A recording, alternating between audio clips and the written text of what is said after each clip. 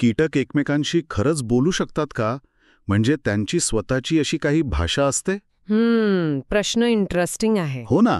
आज आपण डॉक्टर दत्तात्रय नाईक यांच्या कीटकांची भाषा या माहितीवर आधारित थोडं सखोल विश्लेषण करूया. म्हणजे आपल्या आजूबाजूला हे जे लहान जीव फिरत असतात ते एकमेकांना नक्की कसं काय सांगतात सगळं? अगदी. आणि ही कल्पनाच खूप आकर्षक आहे. त्यांची जी संवाद साधायची पद्धत आहे ती आपल्या मानवी भाषेपेक्षा वेगळी आहे नक्कीच. हो. पण म्हणून ती कमी प्रभावी किंवा साधी नाही आहे. उलट ती खूप गुंतागुंतीची आणि एकदम अचूक असू शकते. त्यांच्या बोलण्याचा मुख्य आधार असतो रासायनिक संकेत. म्हणजे काय म्हणतात त्याला? फेरोमोन्स. फेरोमोन्स. अच्छा. म्हणजे हे हवेतले अदृश्य संदेश झाले एक प्रकारे? बरोबर. आपण बघतो ना मुंग्या कशा एकदम शिस्तीत एकामागे एक चालतात. हो. म्हणजे जणू काही त्यांना रस्ता दिसतोय. तर यामागे हेच फेरोमोन्स असतात का? काय प्रकार असतो हा? अगदी बरोबर. मुंग्या काय करतात, जेव्हा त्यांना अन्न सापडतं तेव्हा त्या परत येताना जमिनीवर एका विशिष्ट फेरोमोनचा माग सोडत जातात. ओ. आणि मग बाकीच्या मुंग्या आहेत ना, त्यांच्या अँटेना असतात डोक्यावर. हो, त्या मिशांसारख्या. त्या अँटेनाद्वारे हा वास घेतात आणि बरोबर त्या मार्गावर चालतात. पण फेरोमोन्स फक्त रस्ता दाखवण्यासाठी नसतात. अच्छा.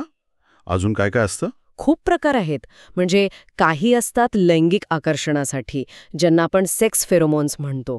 काही धोक्याचा इशारा देण्यासाठी असतात, अलार्म फेरोमोन्स. अरे बापरे. तर काही एकत्र बोलावण्यासाठी असतात, ॲग्रिगेशन फेरोमोन्स. पण मग एकाच जागी इतके सगळे वास एकत्र आले तर म्हणजे एक गोंधळ नाही होणार का?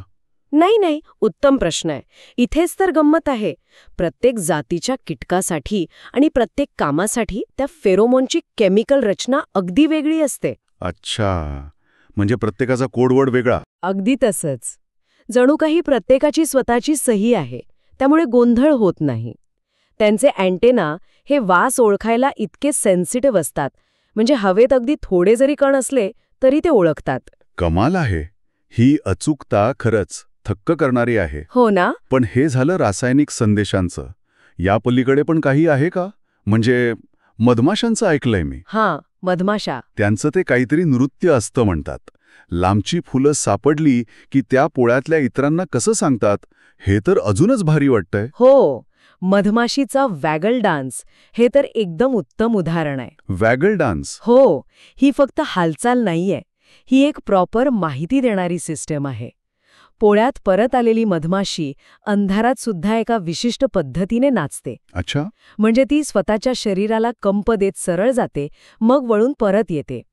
ती सरळ जाताना सूर्याच्या दिशेने जो अँगल करते त्यातून फुलांची दिशा कळते. अरे वा. आणि ती किती वेळ नाचते किंवा किती वेगाने नाचते यावरून फुलांचं पोळ्यापासूनचं अंतर समजतं. म्हणजे एका नृत्यात दिशा पण आणि अंतर पण नकाशात जणू. अगदी.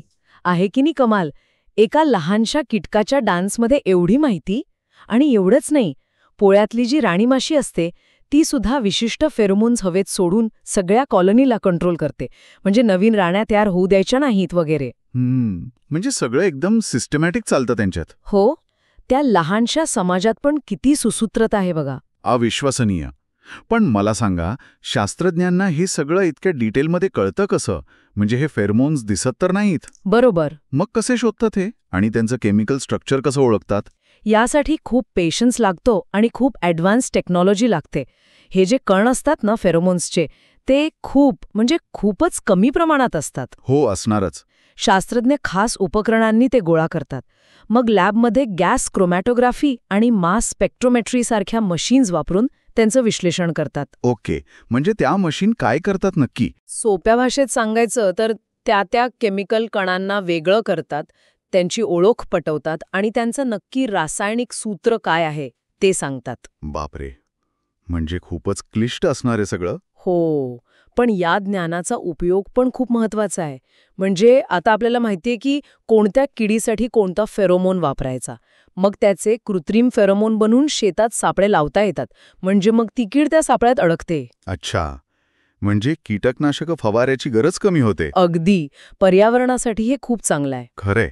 म्हणजे थोडक्यात काय तर कीटकांची स्वतःची एक गुप्त संवाद यंत्रणा आहे.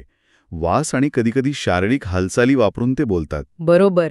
मुंग्यांची रांग असो किंवा मधमाशीचा डान्स, त्यांच्या जगात कम्युनिकेशन सतत चालू आहे. आपण जरी त्याला आता भाषा म्हणत असलो हो, पण हे लक्षात ठेवायला बघा की ती मानवी भाषेसारखी नाही. म्हणजे ती अमर्याद नाही, लवचिक नाही. ती बऱ्याच अंशी इन्स्टिंक्टवर म्हणजे नैसर्गिक प्रवृत्तीवर आणि केमिकल सिग्नल्सवर आधारलेली आहे. त्यात विचार करून वाक्य बनवणं वगैरे नसतं. कळलं. पण तरीही त्यांच्या अस्तित्वासाठी आणि त्यांच्या ग्रुपमधल्या कामांसाठी ती अत्यंत प्रभावी आहे, आवश्यक आहे. खरंच. आज खूपच रंजक माहिती मिळाली. विचार करायला लावणारं आहे हे सगळं. हो ना. आणि हे सगळं ऐकल्यावर एक प्रश्न मनात येतो कोणता? की आपण आतापर्यंत फक्त केमिकल आणि काही शारीरिक संकेतांबद्दल बोललो. पण कीटकांमध्ये संवादाचे अजून काही मार्ग असू शकतील का, जे आपल्याला अजून माहिती नाहीयेत? म्हणजे जसं की म्हणजे कदाचित आवाजाच्या किंवा स्पर्शाच्या अत्यंत सूक्ष्म छटा, ज्या अजून आपल्या उपकरणांना पकडता येत नाहीयेत, किंवा अजून काहीतरी वेगळंच, यावर नक्कीच अजून संशोधन व्हायला हवं. बरोबर. भविष्यात अजून काय काय नवीन गोष्टी कळतील देव जाणे.